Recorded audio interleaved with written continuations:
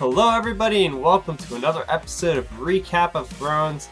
I'm Star Raptor. Every week I break down the latest episodes of Game of Thrones, providing a little bit of speculation. So before we get into this is your official spoiler alert. Make sure you go ahead and watch the episode before you come back and watch this. You ready? So tonight we're going to talk about Season 6, Episode 6, titled Blood of My Blood. We will start the rundown.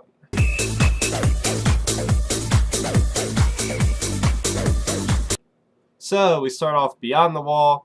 Bran is saved by Benjen Stark. As I like to put it, there's no way he was getting out of there that quickly because we had all the whites behind him. Hodor was only able to save them so much time holding the door, and it was nice to see the story pick up right there. And then they are saved by none other than Benjen Stark, who we haven't seen since Season 1. So next up we have Hornhill. So we have Sam and Gilly finally get into that pit stop, and Gilly is going to be living along with little Sam in the safe haven of Hornhill in the Reach. So we get to finally put a face to Randall Tarley, who is such a, without a better way of explaining it, a jackass of a father to Sam. While that dinner scene was really tense, and it turns out that he hates wildlings. So it turns out that Sam and Gilly are going to get out of there the next day and never come back. And I guess she's just going to live in Old Town, or maybe even the Citadel. So next up we have King's Landing, which we had a lot of things happening in that. First off, Tommen meets with High Sparrow, who allows him permission to finally see his wife Marjorie in the prison.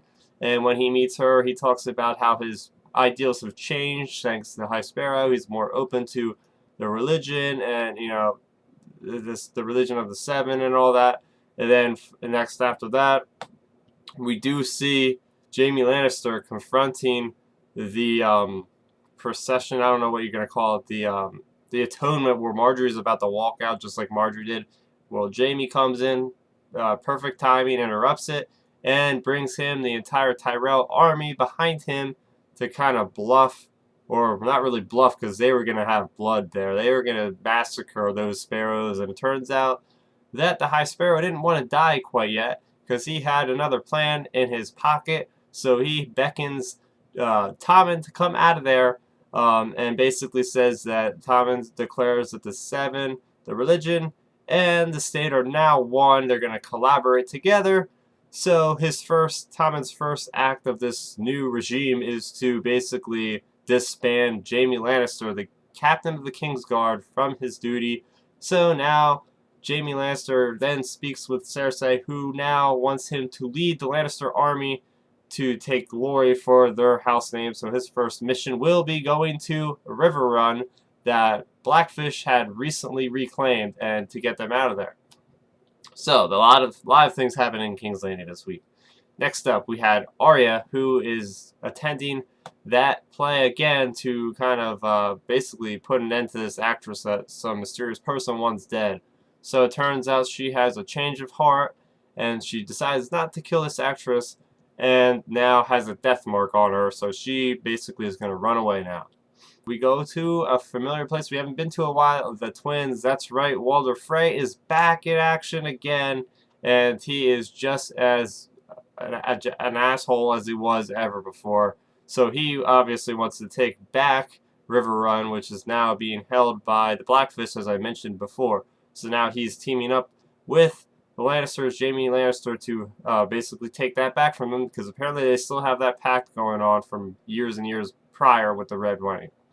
So we also have Daenerys, who is in the Dothraki Sea, I think she is, and she is leading her army of the entire Khalasar through these deserted wastelands, basically, and is contemplating how they're going to get across the narrow sea.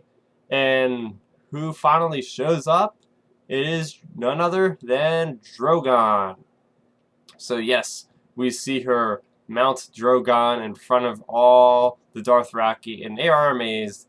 And she has this amazing speech about how they have to live up to the promise of a dead Khal Drogo, who promised her to take the wooden ships or wooden seeds or whatever she calls them and basically kill the men in the armor. And they're all going for it, and it's just a really, really powerful moment.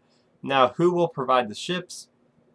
I think it's pretty safe to say the Greyjoys are going to get there eventually. Whether it's Theon that's going to be her ally or Euron that's going to be her ally, it's just time will tell, and we're going to see what the Greyjoys are up to next episode, it looks like. So, yes, this was a great episode.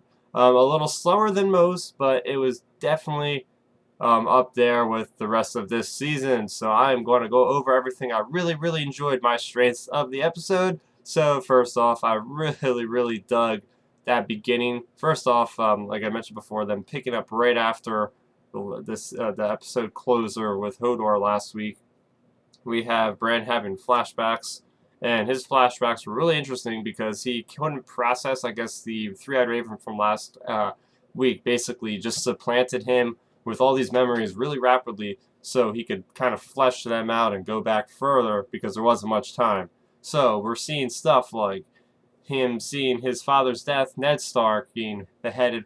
We're seeing him see Kingslayer killing King Aerys and Mad King, as well as Mad King going burn it all, and you know how much he loved the dragon fire or wildfire. I'm sorry. We see that being stockpiled by the alchemists. So really cool stuff. Guys, let me know in the comments below if you found anything I didn't find. But yeah, that was really cool seeing those real quick flashes. Next up, I really, really enjoyed going to Hornhill with Samwell and Gilly because as a book reader, we still haven't actually seen what the Reach looks like. We hear it all the time. It's the most beautiful, green, luscious kind of place in the Eastern Kingdom, so we finally get to see it.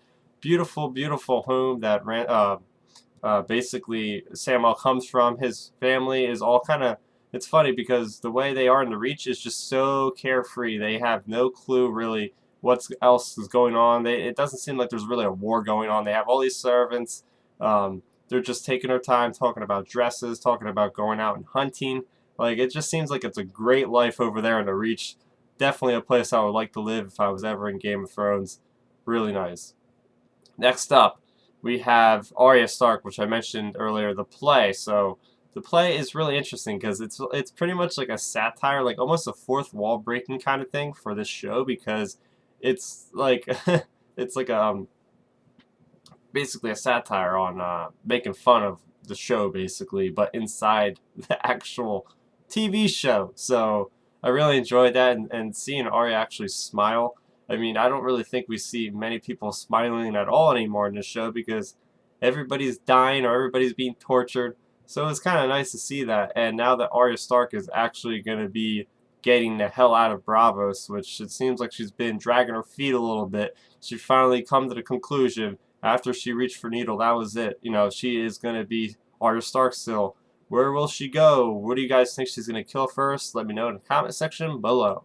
Next up, we have Jaime, who's now being disbanded from the Kingsguard. So, I mean, just look at this guy. His whole journey so far in this Game of Thrones. He starts as the prodigal son. He becomes a Kingslayer after killing Mad King. He basically gets his arm chopped off, becomes a little more honorable for a whole season, and then goes to Dorne, finds out his daughter dead. Now he comes back. Now he's being let go from his position that he should have had for life. This guy's been through a ringer. Now he's back to leading an army. So, yeah, it's going to be really interesting to see him evolve even further throughout just this season alone. This guy's been through it all.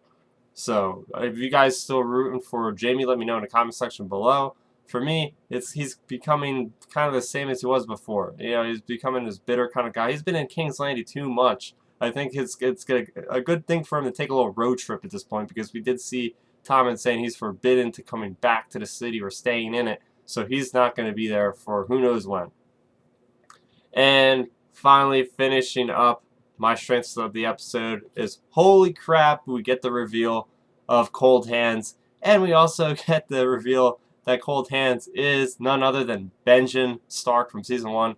I really, really like that they were bold with this decision in revealing him in the episode that, he was introduced in. I was really hoping they wouldn't hold this to like the season finale or something They just got right on with it and just owned it. And how awesome was his introduction?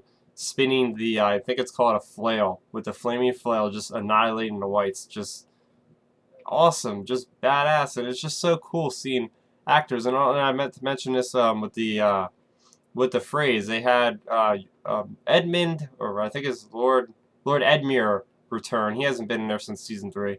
They have a guy returning, the same actor returning from season 1. So it's really awesome seeing that these actors are able to come back and reprise their roles from characters that we've completely forgot about in the background and just coming out all of a sudden. Awesome, awesome stuff. But I will say a couple weaknesses I have. First off, it's basically Benjen again. Why have they been holding Benjen all this time? He says he's connected with the three-eyed raven. I feel like Benjen could have saved Bran's ass like 3 or 4 times at this point. I mean, where was he when the three-eyed raven was being attacked? I mean, he could have done some damage. Because basically in the books, the way it is Cold Hands is first introduced in the Storm of Swords, which is pretty much season 3, and he helps Samwell and Gilly get out of the north, basically. So what's his end game is what I want to know. But yeah, I thought that was like a little weird. Like, why did they hold him all this time? He should have been introduced a little bit sooner. And also, another weakness I had was, now correct me if I'm wrong, but it looked like Arya was still in the House of Black and White. I could be wrong about this, but I'm thinking in my head, why the hell is she still there if she knows she's going to be killed maybe in her sleep? Because we see her being very cautious with Needle and just kind of going up against a wall. It looks like it's the House of Black and White, but who knows? So that is the weaknesses and the strengths of the episode. I'm going to move on to my quote of the episode. It involves Gilly and Sam.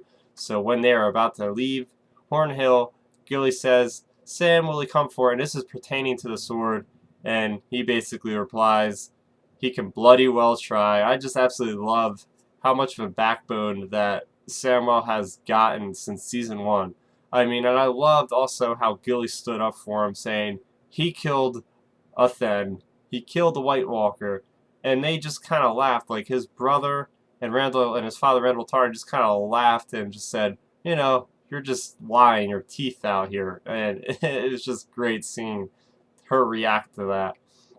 So that is going to do it for this episode of Recap of Thrones. Stay tuned, because next week on Monday, probably, I will have my recap of Season 6, Episode 7, titled The Broken Man. So stay tuned for that. This was Episode 6, titled Blood of My Blood. What did you guys think of this episode? Feel free to leave a comment in the comment section below. And make sure you like this video. And please, if you enjoyed this video, go ahead and subscribe to my channel, because it'll help me out. It'll help you guys out with staying up to date on all my latest uploaded videos. Speaking of which, you can check out my weekly Star Wars show titled This Week in Star Wars Canon. I talk about all the latest, from the comics to the TV shows to the video games and to the novels. You can also find me on Twitter at StarRaptor, as well as Facebook at StarRaptor. And finally, I'm also part of a weekly music show called Audio Addiction. We talk about all things music, news, anything. So guys, please feel free to check us out there. That'll do it for me, StarRaptor, and Valor Magules.